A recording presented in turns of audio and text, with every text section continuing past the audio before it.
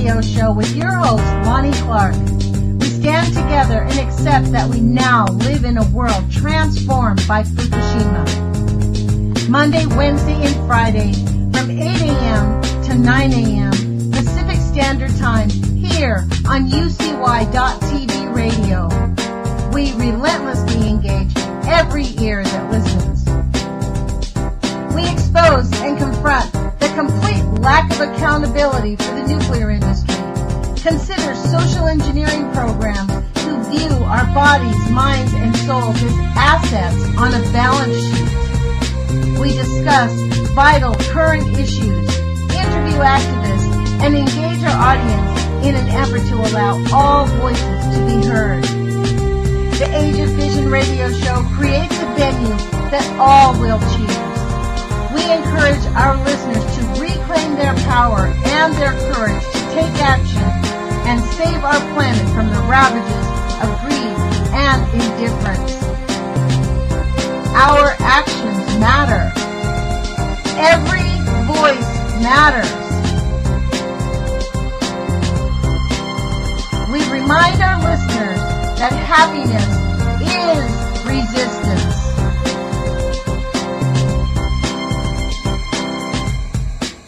Love is greater than fear.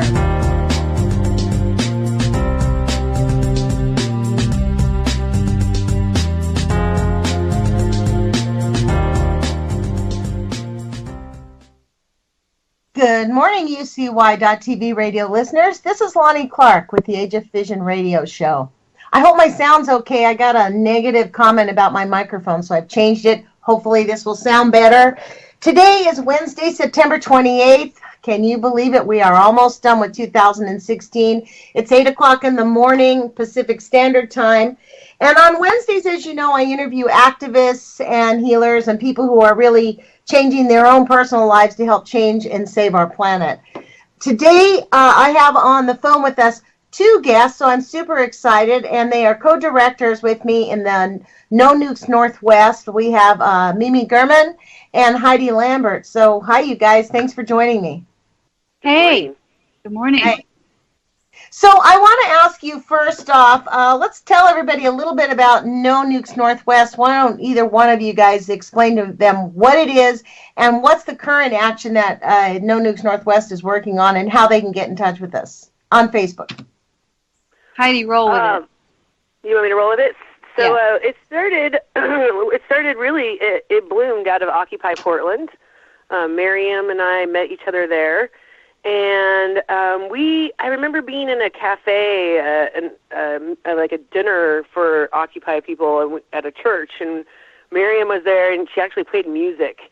And we were there talking about, like the real issues that were really bothering us, and nuclear power was one of mine, and it was one of hers. And she had a whole different take on it because she was from the East Coast, and I was from Eastern Washington, and we clicked right off the bat, really passionate about it. And I truly believe that's when it started, Miriam, because pretty much right after that, we started planning an action called A15 at Hanford. Say that again. What was it? We started planning an event called A15, and it was on April 15th at Hanford, and we brought in a ton of protesters and activists and speakers. That was when you had Helen Caldecott. That's right. I was so upset because April 15th is the one day I cannot participate. Well, you know what happened? Actually, Lonnie, April 15th, Tax Day, was an interesting day up there because they had this whole libertarian, we were in the main park in Richland, which is ground zero for all of the Hanford contractor buildings. So it was super, super ballsy of us to do this event right smack central of Bechtel, URS, every single contractor. We were in their front yard doing this thing. But anyway, the same day, that morning while we were setting up, the libertarians were there. And I forget his name. He's the one of the, or maybe I'm not sure how many. There's a Republican senator from Eastern Washington, and he was there. And I went over to him, and I talked to some of the libertarians that morning, and I said, you guys should stay because it's hard for us to find things in common with each other.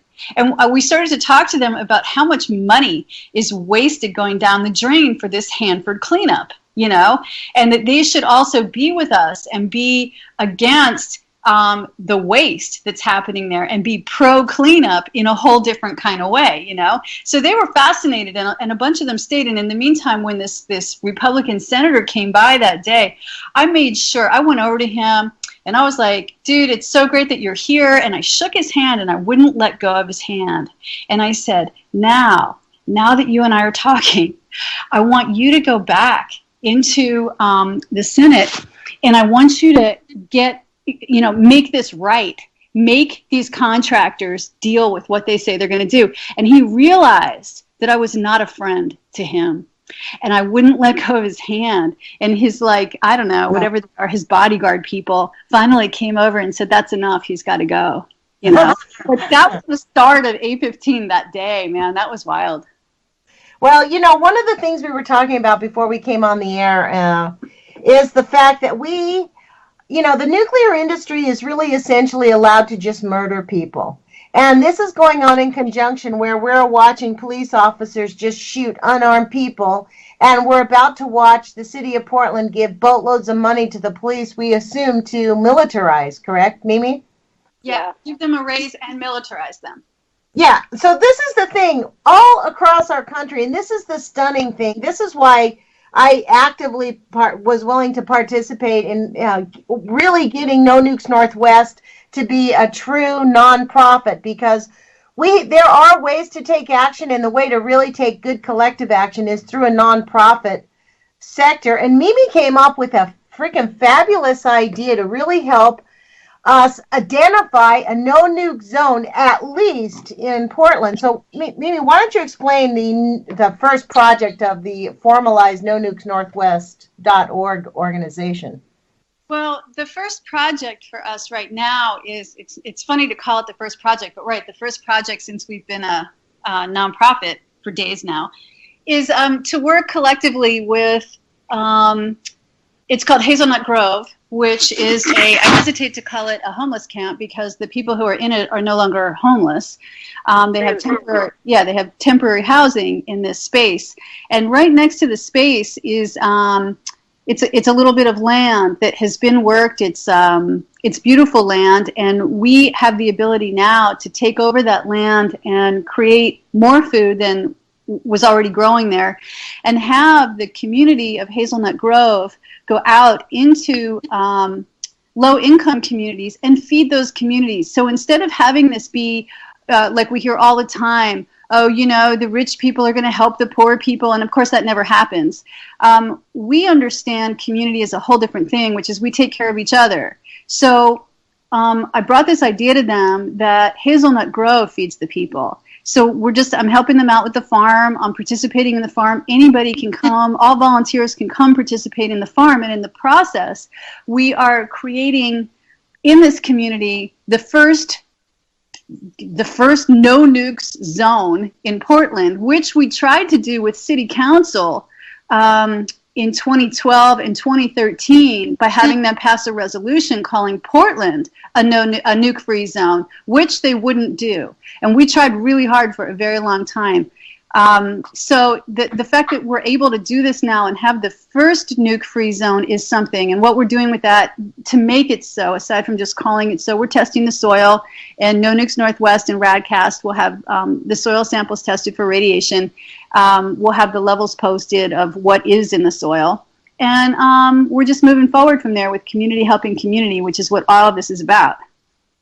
You know, one of the questions I have, and I don't know if we can actually get this answer, but I wonder if we actually have a legal right to say, we declare this a nuclear-free zone, we have a right to nuclear-free land. If we test our land and it turns out to be radioactive, can we take any legal action on that one? That's something that I really want to explore as we move forward with the project, because at this point, it seems to me that all of us across the entire world, since the nuclear industry was invented, is we have had to accept death as part of them insisting they want these weapons. They want the weapons to kill people, but we have to accept that we're going to die so they can build their weapons. I mean, the insanity, the murder. To me, the nuclear industry is nothing but murders. And I was dumbfounded to hear Hillary Clinton say, we need, of course, she would say that because she is a murderer, but I don't know what it's going to take for Americans to realize that we do not have to accept nuclear death. We do not. We can reject the Disney version of the world.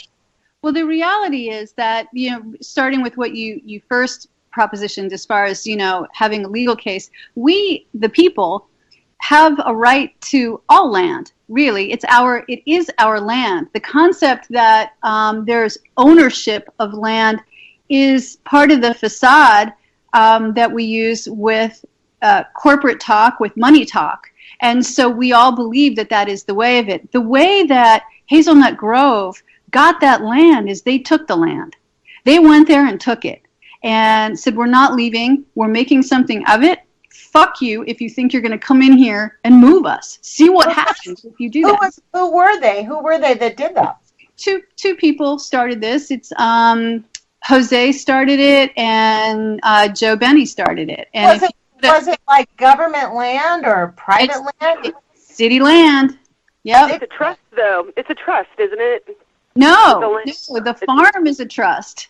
But where Hazelnut Grove is, which is why all attention should be on Hazelnut Grove. Fuck the presidential bullshit that's going on right now. That's just such fucking bullshit that teaches us absolutely nothing and is a waste of all possible time. People should be looking at how people come together like they did at Hazelnut Grove, took this land from the city, said, hey, man, you cannot remove us. This is public land, and we are the fucking public, and look what we're going to do to this land. We're going to provide everything for ourselves, for 28 people on this land that no one else can provide for us. So if you think you're going to come in here and take that from us, you got another fucking thing coming. And that's exactly what happened. And the space that they've created for themselves and the housing that's going up in this property that they took over because it's our land, no need for a lawsuit. Again, the paradigm, we have to remember who we are. We aren't subservient to anybody. Nobody. No corporation, nothing. No bank, fucking nothing. We just take the power that we inherently have by the right of breathing and do what we need to do.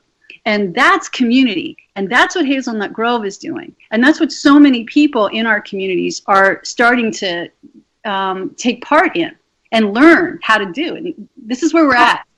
I think that's probably why the government's going to be giving millions of dollars to the police department, because they know people are about to start doing this. Well, this is all about refugees, right? This isn't about homeless. We need to change the word. These are refugees. These are people who either got thrown out of their homes due to rent, or had something terrible, lost their jobs, or have perhaps mental illness that is making it just too difficult for them to deal. Whatever the situation is, these are refugees, man. We don't need to be looking at Syria and all across the world for who's coming into our country. Let's look here, man, and see how we're dealing with refugees that we are creating and our city is creating. And yeah, the more refugees we have, the more money's going to go into the police state. Absolutely. Well, look what this report said this morning. 1 of 10 veterans are homeless. That is a national disgrace. National disgrace. 1 in 10. And yet many of those veterans have all been exposed to nuclear pollution. Many of them have severe problems that are minimally being handled. Minimally. The neglect and negligence. Really, honestly, I called yesterday a congressman in Washington, McDermott, because he was standing up arguing for the mandate, that penalty if people don't get health insurance. He was standing up saying, we need this mandate to keep the ACA strong. And I called him, I said, this is what's wrong with our country. And people are actually very afraid to get out, like, many of our listeners will make comments about how great they think this is, and yet the most they do is comment on YouTube videos or listen or call in. You, Miriam, and both of you take action. Like you create community activism. You go to community activism. You talk about it. I mean, I think the hardest part is, where do we begin? The essence of all of this is it's so pervasive, like it's so deep. People feel like they just can't make a difference, so they just don't. Well, I think that that's true, Lonnie, but I also think that people are afraid. You know, they're afraid that if they go and stand in front of a fence and don't let the car through, that they're going to go to jail. They're afraid they're not going to be able to go to their job. You know, there's been so many consequences, at least for me growing up in the Tri-Cities. You can't protest. Like, there's like one protester I know. Actually, I knew two protesters in the Tri-Cities, and one of them just passed away. You know, and she was a awesome Grateful Dead following midwifing hippie, you know what I mean? And even for her, it was very difficult for her to protest against Hanford, because so many of her clients were parents who had someone, you know, a father who worked at Hanford, or the mother worked at Hanford or whatever, and those were her clients. So I think that's the other thing about protesting, is that there is this conversation about who has the right to protest. If you're getting paid to play on an NFL game, are you allowed to have an opinion, or are you just a puppet player for that team that pays you? You know, and that's something that I had to come through in my life. At some point, I had to say, I can't live like this. I don't want the mansion. I don't want the salary. If it means that I have to live in denial and pretend like the world isn't like this, then I'm not going to do that. I'm going to give it up. And, you know, some of my good friends who inspire me, one of them is Jesse Spoonberg, who slept last night on Portland City Hall stairs. He had a sleeping bag outside and slept on the stairs. And he didn't do it alone. Other people came. There was music, there was food, and there was happiness. But from afar, you would think, oh, my God, those people are going to get arrested. They're going to get raided. They're going to get beat by the cops. They could maybe die. They might be shot tonight. I mean, that was things that I thought about when I went to bed last night, was please do not let my friends get shot for protesting the injustices that are going on in the world. You know, to me, that's the biggest problem, is this fear that is so ingrained in our society that we can't speak out. And that's where I'm at. Like, we need to influence each other. That is completely right. You really, really bring it home, because really there's intimidation with your workforce also. Like, if you say something, I mean, you know, I have a unique job because people want me to do their work, right? I mean, it's an odd thing, but most of them, like, I can't discuss many of them. I have a client who lives right next door to Zion nuclear power plant, which is closed down but leaking, and both of her children have neurological problems. And right. she, you know, I attempted to, I sent her some information on Zion, and she was like, look, we are not in a position, you know, I get what you're saying, but we're not moving. Phil has his job here. We can cope with this medically, and there is nothing we can do, so I'd rather not discuss it. Which was a really sweet way for her to put it, but honestly, like, I'm in this, like, I've been going through this, like, come to Jesus moment over the last year, trying to figure out how can people really motivate themselves to come out. And maybe it is that corporate pressure to just sit down and shut up, or you're going to lose your job. I mean, that's a lot of what happens, I think, in St. Louis. People work for Republic Services. People work for the EPA. That's their community, so they're working for the people that are offending them. They don't really have a choice, they feel. So it's kind of, and they want to save their city. It's so deep, Lonnie, because, I mean, it goes into just the whole whistleblowing reality. I mean, really, if you're really going to talk about it, I mean, in the Tri-Cities, you have scientists who know that what they're doing isn't going to work, or is hurting people, or is wrong, and they go to their management and they say, hey, you know, this design isn't going to work, and this is the reasons why. And they say, shut up. We already have so many millions of dollars, or, you know, billions of dollars invested in this.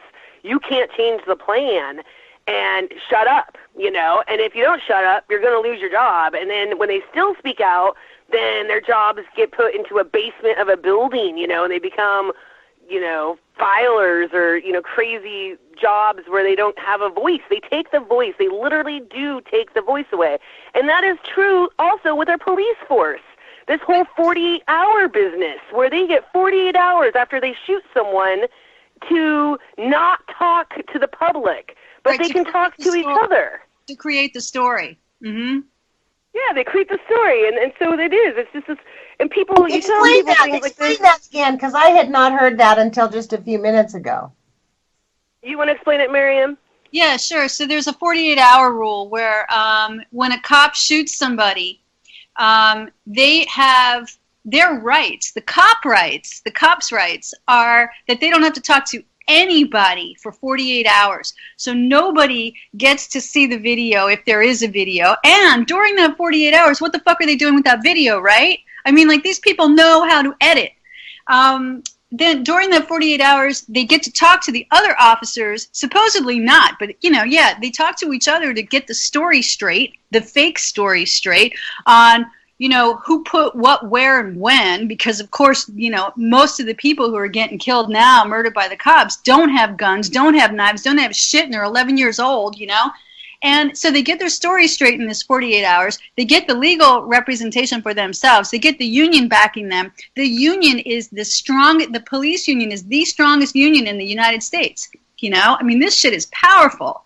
And they don't have to talk to anyone. So what's happening now is there was a deal made, which is supposed to be signed this morning at 9:30, where if we want the 48-hour rule to go away, the cops wanted a raise because other cops in different cities get more money than our cops do, and also that they want money for more artillery, more shielding, more weaponry, more state of war. So that's what's going on here right now. But I wanted to say something though, Heide, that what Heidi's saying about whistleblowing, it's pervasive.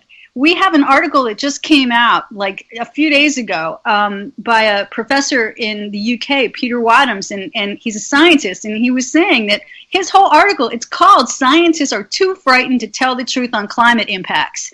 And he goes into depth in this article. It's a great article. Where is it at? Tell me.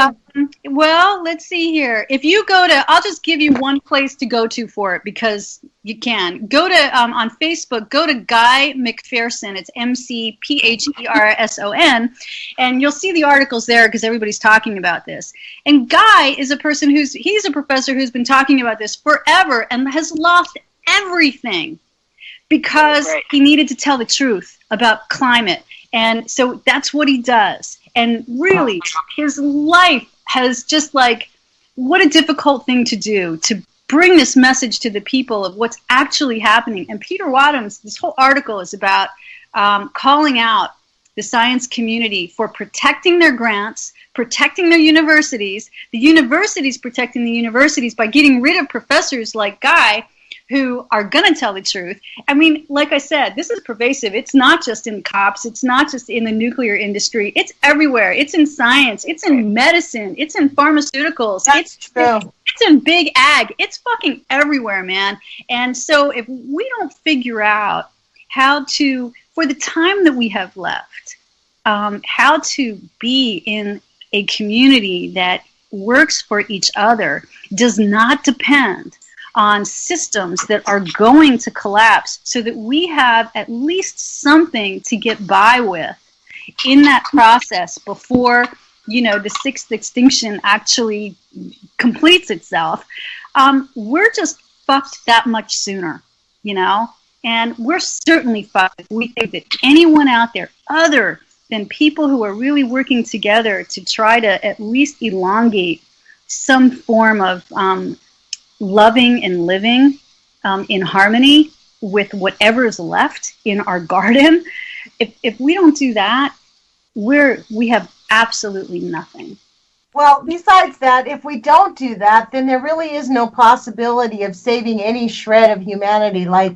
We're in this sixth extinction event. That's what they say that we are, and we are. The signs are very clear. And this idiocracy that we're living, where there's just complete denial about the harm that every industry is causing our planet.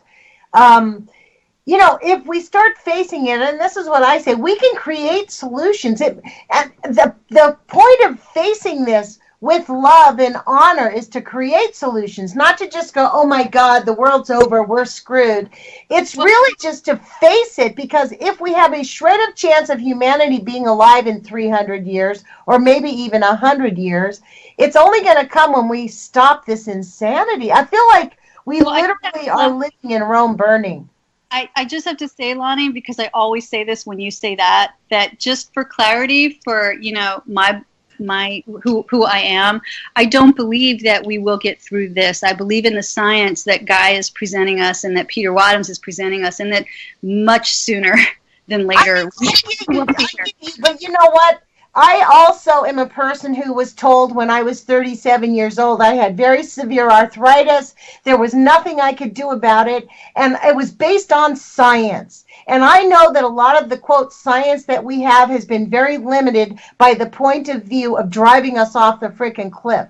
I think there are solutions and answers that have not even been looked at. And I'm not saying we will find an answer, but if there's a chance in hell of doing it, it's going to come out of real science and real information in facing the gravity of the situation that Guy McPherson is talking about. This article, I just pulled it up, the article about scientists too afraid to tell the truth.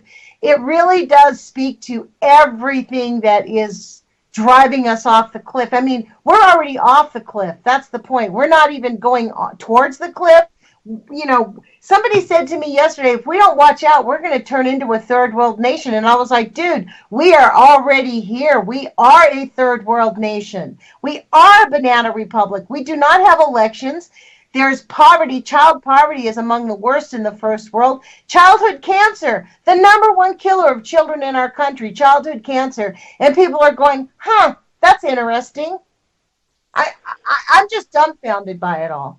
So I think this is why I'm on the radio, because really we are in an urgent state and we need every brain to get active. So I'm in a place between both of you guys where I believe that we're in the middle of a collapse, but I am hopeful, like you, Lonnie, that there are solutions that maybe haven't even been imagined yet. And I really believe, I'm a firm believer in imagination and positive, you know, imagining positive outcomes, you know. But the truth is that these poisons were invented in the last 100 years, and they are rampant. And the problem with nukes specifically is that we keep making them. We keep making them. We have no way to dispose it. We hardly can store the waste, and yet they keep making them. And, you know, Portland, I can't remember when it was. Miriam could let me say the date, but there was a time, I'm going to say in the 80s, that Oregon declared themselves a nuke-free state. That's right. And the voters made that happen, and they took down reactors, and they made this big show about it, and yet the schools, OSU, has a whole nuclear program the entire time, and we have, like, the leading in nuclear medical science research going on here. It's also the home. Heidi, a lot of the nuclear lies come out of Oregon State University. A lot. The banana story that there's no more radiation from Fukushima came right from Catherine Higley at OSU. Right. Yes. And yet Oregon is a nuke-free state. And I can't remember what the date was that Peter and those guys changed. Do you know, Miriam, when that was? It was Lloyd Marbet, and I'm not sure if it was as late as 93. But the fact is, we are still supposedly by the people a nuke-free state, and yet Reed has its nuclear reactor. OSU is making small modular reactors, and this is it's all part of the lie. They're moving on. Let's don't talk about the reality. It's like, let's don't talk about, the fact that the atmosphere, everything is collapsing. We were talking about this before the show in Florida. I read an article this morning that said they're trying to figure out why they have the red tide right off of Tampa Bay, but there is no mention of the sinkhole pouring radioactive material into the drinking water and into the ocean, the Atlantic out there. I mean, we are polluting. It's almost as if there is a blanket secrecy. You know, the 90% rule is firm. Deny radiation causes harm, and only report 10% of the harm it causes. That's really what the 90% rule says. And, you know, I mean, a lot of people will say, well, then if it's that bad, why do we face it? Why do we want to talk about it? And I mean, my thing is we need to stop. We need to stop all nukes now. Unequivocally, there is no in-between with nuclear energy or industry or anything nuclear. We need to just stop, and we need to force corporations out of science, which is what's happened with the scientists are too frightened to talk. Right. Right, because they get these huge grants, this money that allows them to do something, maybe a part of what they really want to do, but then the rest of them are getting bought out to do the things that, you know, and find the answers that they want to have reported. I mean, we see it all over with the GMO foods too, you know. For me, this is such an obvious thing, and yet I have conversations with friends who tell me I'm a conspiratist. And there was a gentleman a professor out of the University of Oregon. His name is Nicholas Lougee, or Lougee, and he did this huge study in America about how board of directors of different organizations cross and serve on multiple boards. And it's this beautiful industrial complex that he has proven that is around the world, where, you know, the board of the Temco Fukushima has a member who serves at the university, and, you know, it's like this web of people who are they have their hands in both pockets. Yeah, they cross-pollinate in boardrooms. Yeah, they cross-pollinate in boardrooms. And, you know, I work in nonprofits, and I was just thinking last night, you know, gosh, can I really do more? You know, I'm already doing I'm working on 2 boards, No Nukes being one of them, and I really want to devote my time to No Nukes. So I said to myself, I have to stop doing some of these other things, because when you go to these board meetings, you know, you do a board meeting a month, and then you do certain activities with committees, you know, and then you meet people, and then they ask you to come and work on a board of a nonprofit that they're working on. You know, so it's very common in the nonprofit business to work with several different organizations. And why wouldn't they be doing that too? You know what I mean? Like, and for people to say that it's conspiracy is just asinine. It's so obvious. It's so obvious to me how much the information is mutated and molested, honestly. We're so misinformed. And people don't question it. They're afraid to question it. They're afraid to speak out to their neighbors and say, you know, I was afraid. I'm not going to speak by myself. I get afraid. I don't want people to know that I'm a nuke activist, because in the Tri-Cities, that was a bad word. I was a bad person. Wow. Even though I was trying to protect people. I consider myself a protector. And I really like that the pipeline at Standing Rock is declaring themselves water protectors. They're not protesters. Right. For some reason, being a protester is like you're anti-American and, you know, a conspiratist, and you're crazy. You know, it's back to that media spin, this corporate media spin that these people are bad. Protesters aren't bad for the most part. You know, it depends on what they're protesting. But they have they're genuinely, usually really care about the issues, is what they're doing, and then this is the only voice they have. You know, that's what we should call ourselves, not anti-nuke activists, but Earth protectors. Yeah, we are. I mean, that's really what the change is. Yeah, because this waste is going to be here for thousands of years. That's why it's so easy to not care. Because you're like, oh, well, nothing will happen in my lifetime. It's going to be here forever, and so I don't care, you know. And people don't realize that. I have a different perspective now on the waste. Okay. Taking it back to our extinction event. The way that I'm hearing it and seeing it now is that we think that the waste is going to be here for thousands of years. If the climate was in a norm that was like now in 1,000 years, then sure, but that's not going to be the case. And as soon as these methane eruptions start to really kick in, like massively, and everything heats up massively. Well, there's not going to be water to take care of any of that waste anyway. So I see it as all of that waste is at some point going to fucking burn. And we won't be here for it.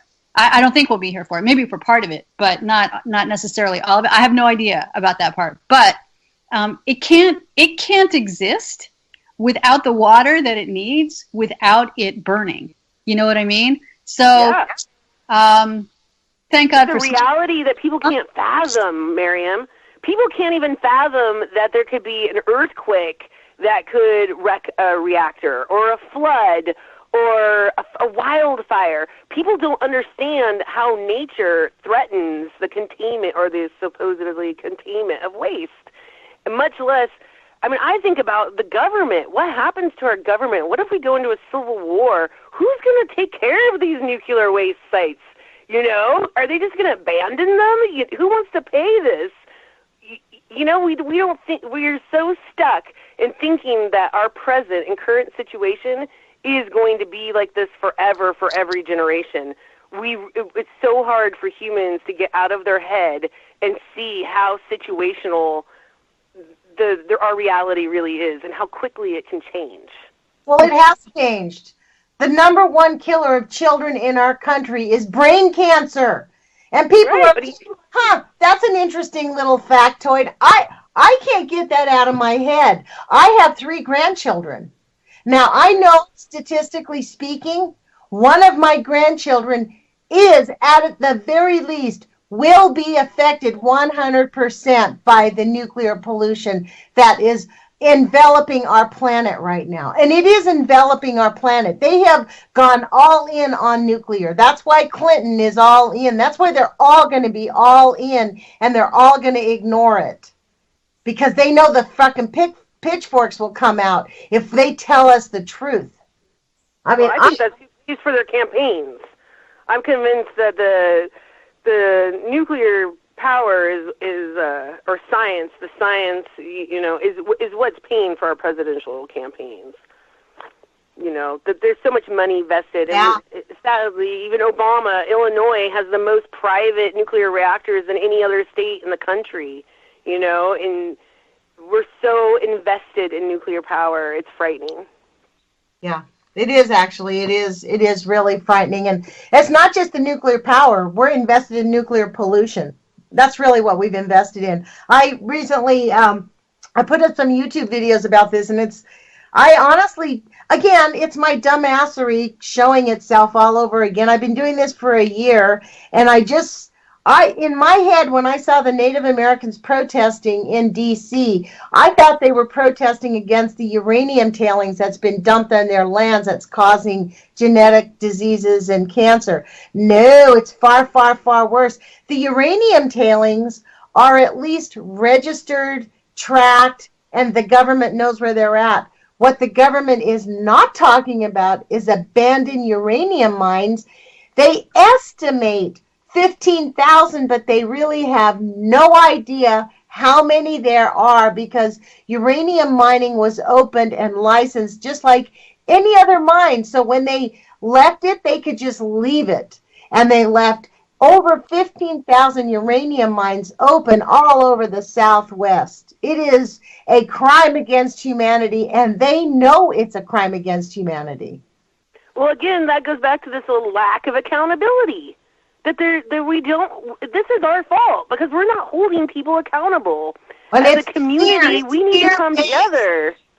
Yeah, but you know what this is? This really speaks to the Nazism that's going on. Everybody is afraid. I mean, everyone in this country is afraid. How few of us actually speak out? They're all afraid of losing their jobs, losing their members of their church. I've lost friends. People call me a conspiracy theorist. I mean, right. I get name called and people look at me like I'm some lunatic when I spend lots of hours researching, learning scientific names, twisting my non-scientific brain into understanding stuff I don't really want to have to comprehend. I'd rather be painting. I mean, I got stuff I want to do, but you know what? It's more important for me to understand what is killing this planet than for me to paint a picture. That's how I feel. I feel like it's a responsibility. Would say I should paint the picture, huh, Mimi? Well, it's human. We are all collectively killing the planet. Our bodies are killing the planet. Everything that we do kills the planet. It's just exponentially worse now than it's ever been. And yeah, man, I don't even have words sometimes. I am a lunatic, and I'm okay with being a lunatic, because if being what someone else who is not a lunatic is, I don't want to be that. So I'm cool over here in Lunaticville. Well, I've always said I've never met a sane person yet. I think everybody is a little bit crazy and a little bit glitchy, but I think that more people need to be like Lonnie and push themselves to not do exactly what they want to do, like painting. I mean, I'm sure that we all need to take a break, but the time is now. The time is now. And we could... I disagree with you, Miriam, because I don't think that humans are bad for the earth. I think that we were supposed to be able to live in earth, like other animals and butterflies and whatever, and it got, out of control. We're out of control. And a lot of this is because there's no accountability. People just, our culture is that you just consume. You don't think about giving back. You don't be part of the environment. To me, those are important things. And to the point now where we're so, we're machines. We're like robots. And we don't even care about the trees. We don't care about the ocean. We don't care about the water. We don't care about the things that sustain us anymore. And that's where humans are really doing the most damage. And that they think that the money, they're after the money, because that's how they get their food and where they live, but they don't realize they can't eat the money. They can't breathe the money. The money maybe is helping them in that one moment, but across the big picture of the whole world, we're creating a collapse. And I like to believe that the earth is bigger than what we've done to it. I'm still hopeful. That's what gets me out of bed, is that I do believe that our actions make a difference. I do believe talking to each other makes a difference. I believe it's more important that we talk to our friends in the evening about our opinions and about our feelings. That, to me, is the most productive protest, or the most productive things we can do, is be honest with each other and just talk to one another, because it's so liberating. It's so liberating when you have friends who are like, you know what? I grew up next to a nuclear waste site, or I grew up next to a reactor, and I share these same feelings. I mean, when I met Miriam, I was so paranoid and so afraid to even talk out. And Miriam was the one that was like, we can't be silent. We have to talk. And it's been 5 years of Miriam shouting on the damn streets that has finally pushed me to be like, quit being quiet, speak out. We all need to speak out. And you can do major actions. You can go and chain yourself to a railroad, or you can sleep on the stairs of City Hall, or you can talk to each other and be honest about your feelings. And when people say you're a lunatic and people say you're an idiot, you don't care, because that's just their opinion. And it doesn't change the way you really think and feel, because you're being honest. And I feel like that's our biggest problem right now. That's we're not honest with each other. We don't even know where the truth is. I was telling Miriam the other day, I feel like I'm living in a freaking illusion, because you can't even, we meet so many anti-nuke activists at this point. Sometimes you don't know if they're real or if they're Ponzi. Some of them feel like they're paid fools. They're not even real people, Yeah. And so it's in this delusionment, and the best thing we can do is be our brightest selves and be honest with each other, because I feel that's the only way we're going to get past any of this, or at least make it livable for people while we get through it. I think that's the thing, Heidi, right there. How do we want to live each day that we have right now? And every day is a gift. I mean, it really is. The fact that we're still here with all of this calamity going on, and the fact that the three of us are white, well, that's part of why we're here. We have to acknowledge that as well. So I need to put that in there, because that's as real as anything else. One of the reasons that I'm here after getting stopped by the cops so many times is because I'm white. And in the honesty that we live with and that we share with other people, we have to try to expand our consciousness. How can we expand the consciousness of what we know? And so, for instance, with the cops, every time I get stopped by a cop for whatever, I'll tell that cop right before the cop leaves, I appreciate the fact that you didn't kill me because I was white. What I would like you to do now is extend that right to somebody who's not white. I tell it to every cop. I have so many tickets. I mean, I'm like known for my speeding tickets, you know. It's kind of I just space out. I like have the Grateful Dead really loud in my car, and I have no idea how fast I'm driving, and I get tickets all the time. So, but that is what I say, because it's expanding our reality base, and it's expanding the reality it's injecting it into the killer system meaning in this case the cops, you know, saying I get that I'm alive right now because I'm white, and I really do want you to expand. I want you to extend that privilege to somebody who's not white. So yeah, that's another thing. This is the speaking about, you know, the whole way we're off racially is really many of the places where the first environments that are poisoned are communities of color and poor communities. And those people really have no idea. Like, for example, in St. Louis, the places where the radiation is burning, and those communities that are in shot of that are all the very poor communities. And so, again, that's another intentional way to eliminate the populations. And very few of those people actively engage. And that's a really interesting thing, but they really don't know. And this is the hardest cross to bear. Is I want people to actively engage, and yet it takes a long time for people to willing to step out. I know it took me 3 years at least before I really began to comprehend it. Well, when you talk about economically disadvantaged people, or, you know, first off, they're working a lot.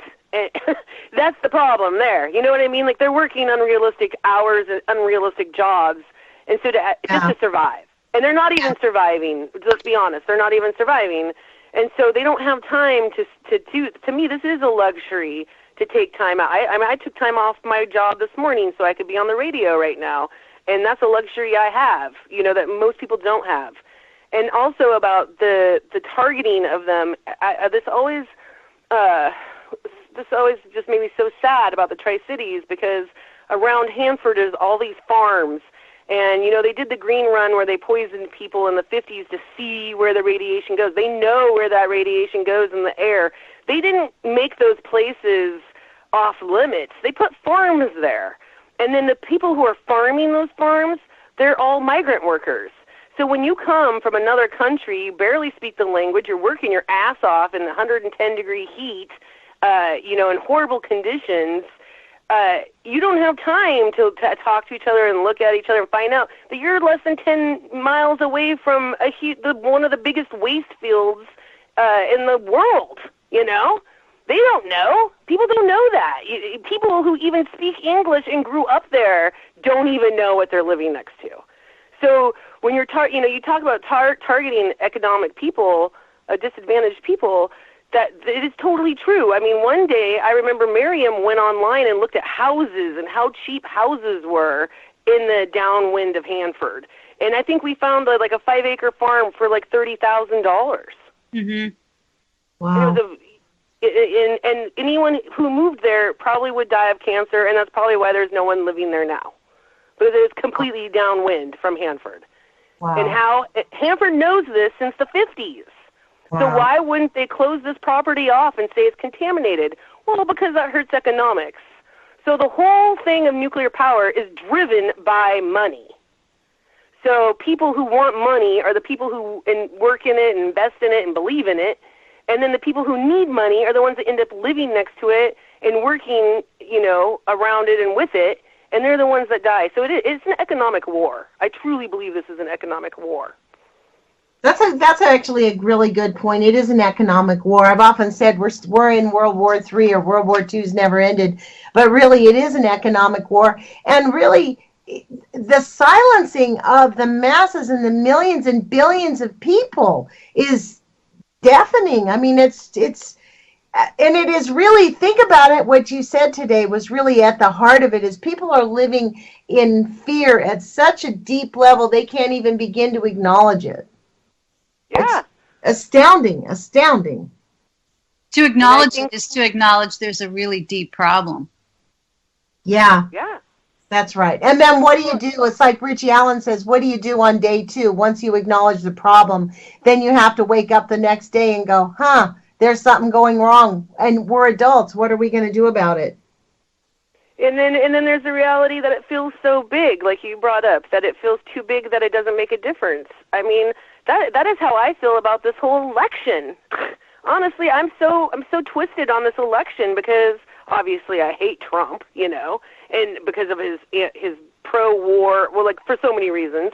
And then Hillary, we've had Hillary and her regime for decades.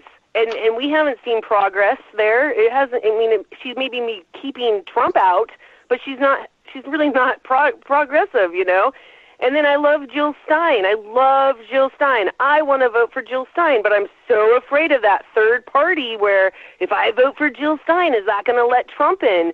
And then it goes back to the end of the day where I feel like it's all rigged anyways, and then it doesn't matter if anyone votes at all.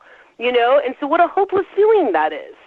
These are our leaders, and we don't have hope with our leaders, because of the proof is in the pudding, That's intentional. I mean, my own daughter begged me to vote for Hillary Clinton because she's so scared of Trump. I mean, she's like, Mom, what would you do if Trump really won? I'm like, he's not going to win. She's going to steal the election. She's like, Mom, but I really honestly, could you live with it if you didn't vote for her and Trump won?